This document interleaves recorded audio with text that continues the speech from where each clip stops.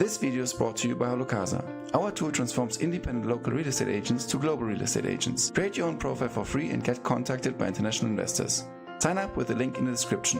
Hello and welcome everyone to our 194th session of HalloCasa. My name is Michael and today I'm talking to Oswaldo Ortega González from Quintana Roo in Mexico. Oswaldo graduated with business administration from the University of Mexico and is experienced in real estate, luxury sales and also high customer service with a strong proven results in getting and meeting the targets. He is trained in management, public speaking and closing deals. And Oswaldo helps his team and clients to achieve the best real estate investment deals in Riviera Maya, Mexico, in order to satisfy their needs and expectations. Oswaldo, thank you so much for your time. I'm always happy to talk with people from Quintana Roo and Riviera Maya.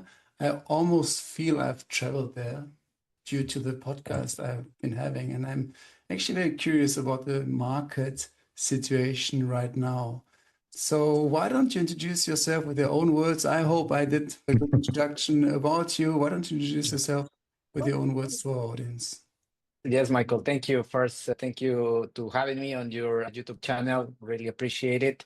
You said many beautiful things about myself and just wanna get it short and tell you and your audience that we are in Riviera Maya, specifically in Playa del Carmen, Tulum, and Cancún. And we help and guide our investors to invest with clarity and confidence and any type of property, whether it's a pre-construction or immediate delivery. That's pretty much what we do. And also with you, Michael, we hope, right, to hear or to send this message to different people, in this case, your audience. You are from Mexico City originally, correct? You're not from Quintana Roo. No, I do. I was born in Mexico City. I have lived here for 7 years already, and I decided to move to that area. Previously, I came for vacations like many times, and I just fall in love with the destination. And then when I had the opportunity to live in this area, I didn't even think about it. I just came and started to work on the hospitality industry. And I don't know, Michael, if that thing that I'm gonna say right now that happened to you, I just didn't fill it out the box on hospitality or be an employee, and I tried to move to something different, and I went to real estate, which is quite different the job, and I started to work on real estate in Riviera Maya. I can totally resonate with it because I also have a hospitality background and it's a tough job. It's nice, the customer service, but you are also working many hours and it can be very draining with night shifts and stuff. So yes, I do understand, let's say, synergies and also the similarities because you still have to be very customer focused and then moving, I imagine, in Quintana Roo from his hospitality to real estate is definitely something appealing. You went then to iMexico Real Estate, worked there for almost 3 years. Why then moving from there to become an independent real estate consultant? What was the motivation there? I learned a lot. That was before iMexico Real Estate. I didn't put on my CV, but I did 3 months on a luxury agency here also in Quintana Roo, but I thought it's just 3 months. And I don't know if it sounds correct on a CV, but I just went 3 months and then I moved to iMexico. I learned many things about social media, how to promote projects in Riviera Maya. I got people on me, like I became sales coordinator on iMexico Real Estate. And the purpose of being independent is just to get my own thing. That's pretty much just to grow my YouTube channel, be my own, how to call this, my own boss, and decide what exactly I wanted to promote on real estate in Riviera Maya. Because when you work for somebody, in this case, you have to promote what they offer, and I cannot promote all the market. And I wanted to learn about all the market, and that's part of the reasons that I decided to get my own agency and start to grow my YouTube channel. Give us an overview of Quintana Roo. You have Tulum, Cancún, Playa del Carmen. For anyone like me, including me, who has never traveled to this place on the universe, what is basically encompassing this entire region, this entire department? We call it like Riviera Maya. Riviera Maya itself includes, in between, you got something called Puerto Morelos, and then you got Tulum, pretty much. You might have another small cities, but those are the biggest so far. This area for Mexico is one of the most busiest touristic destinations. We get almost 50% of the tourists that comes from worldwide and Mexico. And this part is attractive because of the sea. This is the main attractive. It's like this turquoise sea that we have here, the beach that we got like above along the sea. We got something in Riviera Maya that attract for tourists, not as an investment, but for tourists called cenotes. Cenotes are like a sinkholes that are like underground rivers, and it's an attractive for people come and visit those type of natural resources that we got in at this point. And when we are looking at real estate, you get here properties that they can work in both sides, whether it's for something that wanted to move and live in this area, or somebody that wanted to get vacational rents on their property. So you can work and play with two different markets on real estate. So that's one of the main things that they get attractive for tourists, from nationals to investors, and also foreigners, that they really love the weather and all the activities that you can do in Riviera Maya. Tulum used to be like a hippie destination, let's say 10 years ago, and then it started to boom, and now and everyone knows about it. How has the market, since you started during the past couple of years, basically, how has the market there evolved, especially in Tulum? That's a very important point that you mentioned, Michael, because I'm gonna talk about my experience and how I see the Tulum market so far. When I started, we saw a boom on different constructions. Different developers came straight to Tulum to build different things, and then brought a lot of different options for investors. The evolution that we saw on Tulum, next that I'm gonna mention, everybody start to build studios and one-bedroom apartment, because that's the formula that works in Playa del Carmen, near to the sea, close to the sea. Developers thought that it will be something equal, something similar in Tulum. The reality right now, currently, the reality on Tulum is like we got like a, how do you call this, like over offer on different projects, that not all the projects are selling that fast as it was before. Why? Because they didn't put these different options for the investor to invest, whether it's a loft, one bedroom, two bedrooms, villas, houses. They are just started in Tulum. So the market right now in Tulum is on a standby. It's not going like higher like it was some years ago, but it's also for us, it's a release, it's a relief for the destination, because also all these different properties that we got right now in Tulum, we need to sell it, we need to promote it, and then start build again, because otherwise you're just gonna have different buildings with no people inside, and we don't. It's gonna look like a ghost town, and this is not the point. So they really quite stop a little bit, but it's. I spoke with a developer some years ago, and they told me it's just a cycle that the destination have sometimes. Carmen was like booming again. Cancun is booming again. And before it was no, nobody wants to invest in Cancun. It's just to understand how the market work and the cycle that every market has so far. For someone who has never been to this entire area, is that still the case that we have some certain restrictions in Tulum regarding constructions and the type of constructions? Because they don't want to create another, let's say, Playa del Carmen, because Playa del Carmen is a bit more, let's say, commercial and mainstream. And there are certain restrictions in Tulum to say, hey, actually, we don't want big hotels being built. Is that still the case, or am I misinformed there? That's still the case in the way that they are building Tulum, because as you mentioned, Playa del Carmen is more commercial, and they start to build in Playa del Carmen from the sea all the way back to the jungle. In Tulum is the opposite. It's from the jungle all the way back to the sea. What does that mean? So all the properties that you're gonna have in front of the sea, it's supposed to have, or we call it like low density. When I said supposed, it's like sometimes you might get different permits from the government that they need to get like a certain requirements that they are not quite easy to get it. So they put it hard to not build higher things in front of the sea. And so far, when you see like the properties close to the sea, the low or the density is 2 levels, no more than 2 levels. But when you move towards the jungle, you will start to see 3, 4, up to 5 levels. Right now in Tulum, we don't want more than 5 levels. 5 levels means ground floor, level 1, 2, and 3. And on the top, you got a rooftop for some amenities if you're looking at for a condominium. In villas, normally the developers are making ground floor, level 1, and 3. That's pretty much how it's working right now in Tulum. Right now, where's your most activity from a sales perspective, from getting leads in this entire area, from a real estate agent perspective? Do you get the most requests regarding Cancun or Tulum? That's a tricky question, if I can say it like that, because there's no one above to the other. There's no win destination, because we got leads that wanted to look to Cancun, they want to look to Playa del Carmen, and they wanted to look to Tulum. If I can put one in first position, I would say Playa del Carmen, then Tulum, and then Cancun. And people start to look at something called, I don't know if you have heard, Michael, I just want to give some news on this.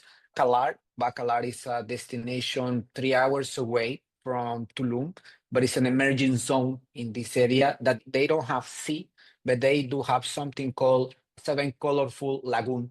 So it's a beautiful lagoon. It's an attractive that is just there, and it's something that people and builders and investors are looking at as well. So in the leads generation, also Bacalar is positioning in the market. Let's talk your portfolio offerings, properties. Can you give us an example, maybe like a 1 or 2 bedroom unit in Tulum, Playa del Carmen, Cancun, so that we get like an idea of the price structure in this entire area? Absolutely. If you want, I can start from the north, which is like the main city, which is Cancun. And Cancun, people call like a mini Miami, because you got like these high towers, right? The prices on something on pre-construction, 1 bedroom, we are looking at from 200 to 250,000 USD on pre-construction. It's not close to the sea. It's in something that we call gated communities with you have different amenities, and it's more for people that wanted to move in, and sometimes can work as a vacational rent, because also in Cancun there are some restrictions to use your property as a vacational rent. So it is just, we need to check every property. So in this case, pre-construction 1 bed, 200 to 250,000. 2 bedrooms, we are looking at 300,000 roughly on pre-construction. Okay. When we move towards, we're gonna find Playa del Carmen 1 bedroom pre-construction. We are looking at 150 to $200,000 pre-construction. Something that is already built, 1 bedroom that, for example, they got built 3 years ago, we are looking at 200,000. So it might sound the same, but it's just the time that you wanted to invest. If in pre-construction, the earliest you go, the better price you have. In that case, it will be on immediate delivery, 200,000 for 1 bed. 2 bedrooms, we are looking at 250 to 300,000 US dollars downtown Playa del Carmen, which is like the, how do you call it? The hotspot and Playa del Carmen, and everybody look at downtown first.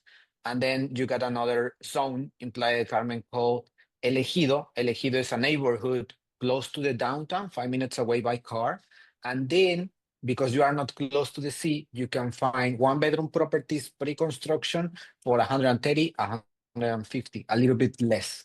Already built is 150, 140. 1 bedroom. 2 bedrooms, we are looking at 180, 200,000 USD. And then the last part, Yes, go. Yeah. the last one, not the least, is the Tulum.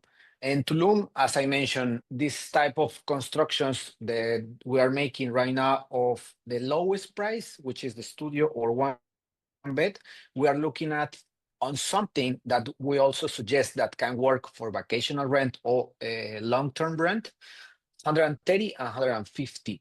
There are some ads or advertisement online that you can find for 99, 110, But that payment, sometimes I just need to clarify this. That payment is when you give the 90% of the value of the property on pre-construction. It's not that I don't mention 99, but it's like when you get all the information and they said 99. Yeah, but you have to give the 90% down payment. It's just like how comfortable you are to give 90% on pre-construction, but the average is 130, 150 on loft or one bedroom. Two bedrooms, we are looking at 180 to 120. It depends the area in Tulum, but that's the average on prices on this area on the market that we have. Let's say I'm from the US and I live in a city which has a lot of wind and not a good climate, let's say Detroit, and I want to buy. My first question would be here now, how safe is it if we talk pre-construction? My alarm bells always go off thinking about Dubai in 2007. Agents just ran away and there was no escrow service, there was no fiduciary and stuff. What do you say to potential investors if they have this question, and what are there for checks and balances and processes to make sure that the money is safe? That is one of the main questions that we got, because the majority of our investors are buying on pre-construction because they can gain on the price. They can pay less or lower and then get better price when they deliver the unit. But pre-construction for people that live out of Mexico, let's say America, is not really common to buy on pre-construction in America. So when we talk with them about pre-construction and buy or invest in something that is not built yet, for them it's already an alarm, a red flag that, what about if they don't finish to build and my money? For us as an investors, and I invest also in properties here in Mexico, the main thing that we need to check when you wanted to buy on pre-construction is the legal documents. Let's say if you, Michael, wanted to invest in Tulum, the options that I'm going to send to you, they already have a due diligence from our attorney. But not all the time for our investors is just to live on this due diligence. Normally, when you invest, it is this double check with the attorney. So the developer sends you all the legal documents. Once you give the reservation, they ask you for an amount to reserve the unit, but it's just a reservation, just to check the legal part. And if all the legal part is correct, your attorney said everything is fine, we can move forward, you can sign the contract and you can send the money for the down payment. But also something that always mention to my investors, invest on something, always you're going to have a risk. We try to minimize all the risk with the legal part. For all the investors that we haven't had any type of these things that the developer ran away, because it's something that got already experience. They live here, they built before. So all these characteristics, we always talk with our investors so they feel comfortable and they can see if they really wanted to move for something that is in pre-construction or something that is already built and on a different price. Foreigners are able to invest also in pre-constructions, and how would be the process? You right now touched a little bit on it. Let's say, okay, I go for something, you say 120 USD, 120,000 USD. I understand I need to get the 90K from somewhere. First question, are there also banks giving for me as a US American mortgages for that? Have you heard about this? I did heard about it, and I'll give you this information from my financial advisor of how to work with the financing for foreigners. The banks here in Mexico, they can work with people abroad of Mexico, giving them financing from these banks. The thing that sometimes we need to check is the interest in Mexico for foreigners, for people abroad Mexico, goes from 9 up to 12% interest. So Americans, our investors from America say this is higher than I can get a loan and mortgage in America, because in America they told us it's normally 5 to 6, 7%. So it's not really okay for them to get those type of financing because it's quite higher. The thing that can work with Americans that they wanted to really look at some properties in this area is the same, is the following method. There are some developers that they are offering you direct financing with no banks involved.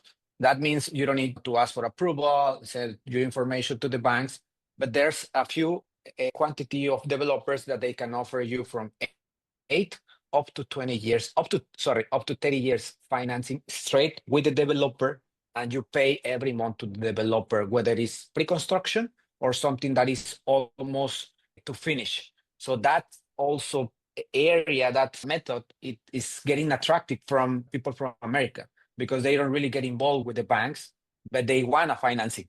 So there are opening options for them right now in the market. Is that so? When you work with the banks, it's quite a little bit higher, and you need to send your information or what works straight with the developers. And that in this case, we do that with them. We show the property that they got this type of financing, and from that point, we see if it's the right option for the investors. What is the transaction cost, which I have to maybe like calculate? Is it 5%, 10% of the property value, or is there anything else which I can use as a unit to measure the transaction costs when I buy, for example, something for 100,000 US dollars? Whether it's pre-construction or something that is already built, you need to get your title or the deed. For foreigners to buy a properties in this area, we got something called trust or fideicomiso. That trust or fideicomiso is equal to the title for foreigners. In that part, you have to have it. It's mandatory in order to buy a property here in Mexico. It's the process that our investors do, and we help to do that. It's quite easy. The percentage that you have to consider for the fideicomiso is 8% of the value of the property. So if we are looking at something, just as an example, 120K is $9,600 for the fideicomiso, which is your title, and it's valid for 50 years. So every year you have to pay to the government roughly $500 to buy or to acquire something in this area, because the government called this area restricted zone. So people that wanted to buy something 50 kilometers away from the coast, they need to get a fideicomiso. In this area is 50 kilometers on the area for the government. So it's 8%. The fee for brokers is not really, we don't ask for that, because we get paid from the builder if it's a pre-construction, or we get paid from the owner if it's something that is already built. So in that part, you guys don't need to worry about that. Something that also get a lot of attraction from people that live out of Mexico is the property tax. The property tax in Mexico is quite low compared with other countries. For example, if you're looking at something that is 120K, the property tax is per year. And for something like this, we are looking at $500 per year. So it's something that is normally in America is quite higher. So it's also that they consider before buying in Mexico. And besides these three that I just mentioned, probably you need to take care of furniture if the apartment doesn't come furnished, and the basic services like water, electricity, and internet. That if we add normally these three services per month, you are paying roughly $100. It depends how much you use all those services, but that's pretty much all the extra charges that you need to consider when you buy a property here. You're actually giving a good intro towards ROI calculation, renting out, and maybe also short-term rentals, which for sure is a topic in your area for tourist purposes. First question, is there any restriction when I want to rent out for short-term rentals in Quintana Roo? No, there's no, according to the law, there are not yet any restriction laws for using the property as a vacational rent. The thing that I'm going to mention right now is how they deliver you the unit, which is not a commercial unit, it's a residential unit. This title means that you use your property as to live, not for business purposes. That's normally what they do. If you wanted to start to pay taxes to the government, you need to apply for a certain tax area in Mexico. So you put your apartment as a vacational rent, and the government knows, not everybody knows that this is an Airbnb apartment. The reality that the investors, they don't really want to do that right now. And the government is not showing that part. It's not taking care of that part yet. They started in Mexico City with some areas in Mexico City, such as La Condesa, Polanco, and La Roma, because a lot of foreigners are moving to the Mexico City and they're getting something gentrification or something like this. And government is already, oh, what is happening here? And this area, to be honest with you, is very small on population for the government. So that's like how it's working. There are no laws, there are no restrictions, but that's the part that you can put right your property to use it as a vacation or rent. Okay, so reformulating this in my own words, there is no restriction in both ways. I can, and if I want to do it properly according to law, I need to do it via a legal entity, as in a commercial usage, and then also pay the taxes, which is, I don't know, VAT, service tax, whatsoever of 20%. If I Correct. don't do it, actually, I'm doing it illegally, and I just do it under the hand, basically. And there might be That is a correct. surprise, and there might be a surprise coming later to people who are renting out on Airbnb, and then the tax authorities might come, and sometimes they come even years after. Is that a little bit like the way it works? That is exactly the way. And one last part about when you like rent your properties, myself rent properties here, I'm start to regularize, right? All that part, because also I don't want it to be in the eye of the government, but also this process in Mexico, they take time. So I'm in that part. And yeah, that's the thing. And when you get cash flow, when you get cash from your properties, if you don't live in Mexico, the reality is that money doesn't stay in the country. So let's say if you live in Switzerland, the money goes to your account in Switzerland. So in that country, you need to check the taxes, because people say, oh, how much tax I'm going to pay in Mexico? Your bank account is not here. It's in another country. So the thing is like how much you need to pay if you receive money from abroad in your country. So it's like another question that sometimes we get. That's actually a very good point. Going also during, let's say, going down and closing the life cycle of a property purchase. Let's say after I acquired the property, you help me doing that. You also help me renting it out. We do it with a property management service whatsoever. Then I say suddenly, listen, I don't know, life changed. I want to sell again. Not necessarily, obviously, pre-construction anymore, something existing. How difficult is it for me to conduct the process, to do the papers, selling, and then also, again, getting the money legally, safely out of Mexico to the US or to Switzerland, wherever I am? Perfect. It depends the destination. What I'm saying this because Tulum, for example, people that bought 3 years ago, for different reasons. It's not that it's not working. For different reasons. Okay, I bought on pre-construction. It's the time to resell it, and then I buy again and invest on somewhere else, whatever. So there are different options. Tulum, if you wanted to resell something in Tulum, normally the majority of the apartments are one bedroom or are studios. It's taking over a year to resell those properties because of the amount of property that we got new pre-construction and people that bought before. That is in Tulum. Playa del Carmen, if you bought 3 years ago and you wanted to resell it now, it takes from 3 up to 7 months to resell it because the market, we call it, is hot. The market is getting more infrastructure. There's a lot of people around, so people is getting that vibe to resell and buy something on something that is already like with paved streets, close to the sea. You got supermarket, you got different things already in Playa del Carmen. Cancun, that's pretty much the same time to resell a property. We suggest the following method, which is an escrow, like in the US.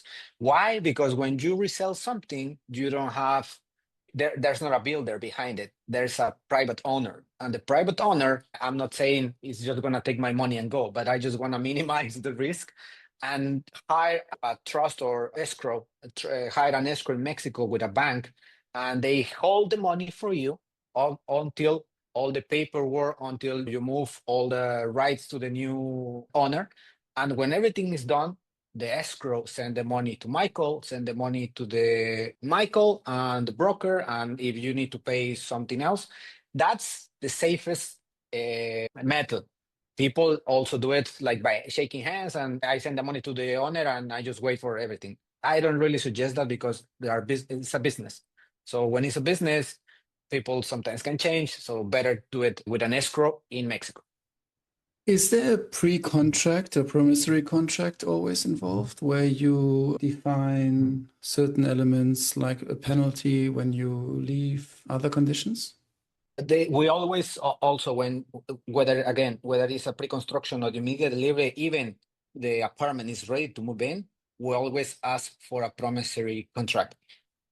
So you check the penalties, you check all the laws, you check all like the address of the owner, the address of the new owner, all this information we always do with our investors. We don't really move forward, just as I said, just shaking hands, because it's not, for us, doesn't sound formal. We wanted to make it as formal as it can be.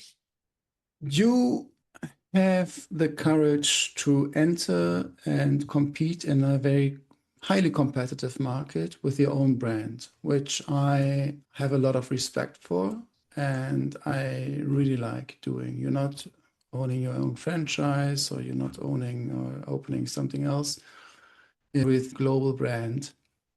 How do you ensure that you can, on the one hand, attract good talent, maintain it, and also differentiate yourself in the market so that you're getting noticed and people trust you? That's literally what I'm going to say, is just my point of what I wanted to do on this market and with my investors. I'm not looking for something that they just want to buy. I'm looking for people that they really got the conscious of where they're investing, and they can help me to guide them and educate them how the market is working. Because we have seen investors that they just come, then buy, they don't come, and when they wanted the money back or they want the cash flow, they didn't know all the information, all the explanation of how the market is working, and they said the market or the Riviera Maya is not working for rents. So my purpose is just on my videos with you, Michael, maybe was a little bit like tough on some answers, but it's just the reality. Is, as I said, I invest here, I believe in the destination, but not everything is like this. I wanted to show to my investors what is good and what is also, if I can say, like the dark side of how when you invest in Mexico, because people also see Mexico, we got guns everywhere, and it's not like that. It's just try to explain how the market is working.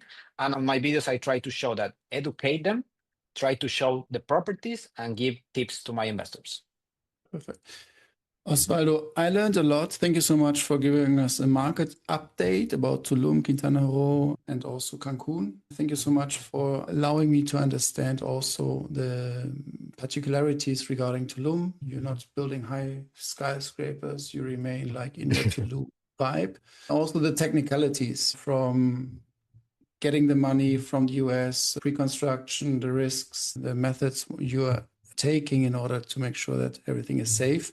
And then also renting out, selling, getting the money out, and making sure that people understand how you differentiate yourself in the market. Is there anything else you would like to mention to the audience which we haven't touched upon? No, Michael, I want to thank you for the time. If your audience got any question, any doubt about the market, we can go with Michael, answer the question. But right now, I think we explain like many things, and we try to keep it with this information, but I'm open to ask, not ask, to answer any question that you audience might have, or you, Michael, yourself. Perfect. I will also put your information to the show notes, Riviera Maya Cozy in Tulum. Thank you so much, Oswaldo. Sending the best regards to Tulum. And yeah, thank you so much. Thank you, Michael. Ciao. Bye-bye. This video is brought to you by HalloCasa. Our tool transforms independent local real estate agents to global real estate agents. Create your own profile for free and get contacted by international investors. Sign up with the link in the description.